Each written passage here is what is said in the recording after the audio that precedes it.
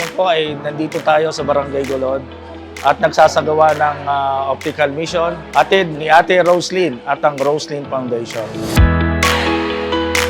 Natutuwa po tayo dahil marami pong tumangkilik sa ating mission ngayong araw na ito.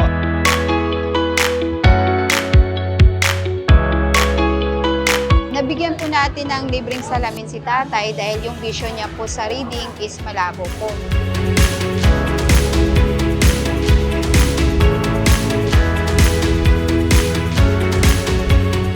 Naisipan ko po ito dahil gusto ko pong malaman yung kondisyon ng mata ko. Lalo na po ngayon, marami po kaming schoolworks, napupuyat po ako. Minsan po inaabot ako ng alas 12, nakasulat.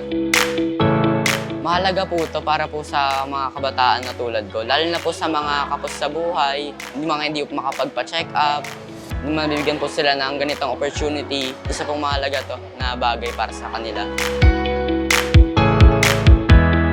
Yung findings po sa mata ko, yung kanan po is 125, then yung kaliwa po, 200 naman po.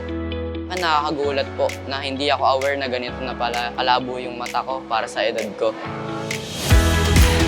Kapasalamat po ako sa kanila, lalo na po kay Ate Roslyn na ginawang posible itong mga programang ganito. Mahalaga po itong bagay para sa amin na binibigay nyo, na libre po at nasa inyo po ang suporta namin.